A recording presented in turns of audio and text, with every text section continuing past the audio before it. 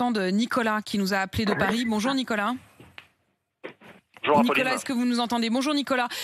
Vous avez 25 ans, vous êtes chauffeur de car. Vous étiez à la manifestation samedi. Vous étiez parmi les Black Blocs ou à côté des Black Blocs? Entre les deux, on va dire.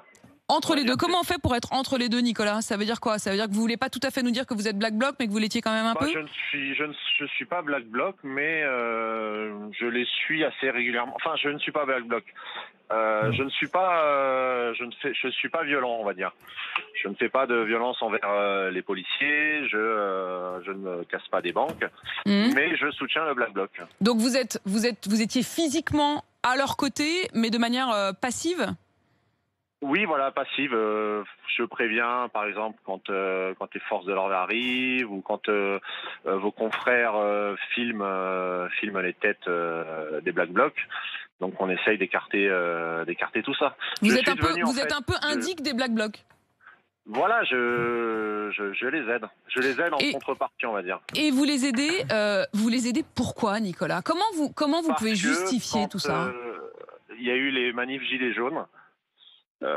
Quand je me suis fait tirer dessus, alors que je ne faisais rien, je n'étais ni Black Bloc, je n'étais rien en fait, j'étais juste un manifestant gilet jaune qui venait manifester, j'avais le droit.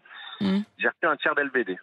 J'ai reçu un tir d'LBD et qui m'a sorti de là alors que les flics allaient, c'était pas la Brave, c'était la BAC, venaient vers moi pour me charger. C'est les Black Blocs qui m'ont sorti de là. C'est les Black Blocs qui vont sortir de là et c'est presque par reconnaissance vis-à-vis d'eux que maintenant vous les soutenez. Mais Nicolas, moi il y a un truc que je voudrais quand même comprendre, pardon, mais vous avez peut-être entendu le témoignage samedi d'un primeur, un marchand de fruits et légumes dont la camionnette a été brûlée par les Black Blocs lors de la manifestation. Nicolas, si au départ votre motivation c'était d'être gilet jaune, c'était de vouloir exprimer votre colère, votre désolation, vous êtes du côté de celui qui travaille, qui se donne du mal, qui a sa camionnette pour aller à Rungis le matin. Comment vous pouvez accepter que sa camionnette soit brûlée? C'est difficile à répondre à ça parce que le problème aujourd'hui, c'est que vous ne faites pas la différence entre le Black Bloc et les casseurs. Le Black Bloc, normalement, ne va pas s'attaquer aux petits primeurs, aux petits commerçants.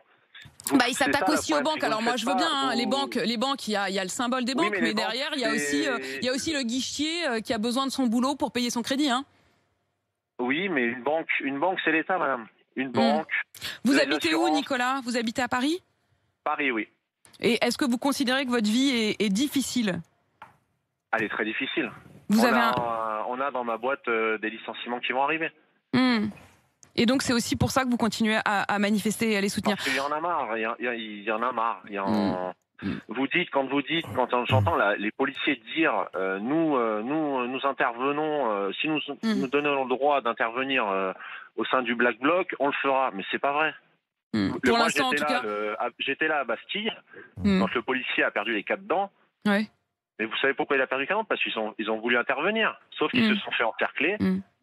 Et ils étaient coincés. Et on voit bien que les ordres de ce point de vue-là sont variables. Merci beaucoup Nicolas d'avoir témoigné. C'est important aussi d'entendre vos témoignages et de pouvoir les confronter. Mais franchement Nicolas, quand on vous entend, on se dit que si vous êtes vraiment du côté de ceux qui se donnent du mal pour bosser, eh bien on se demande si samedi après samedi vous êtes vraiment pas traître à cette cause-là quand même. J'ose poser la question.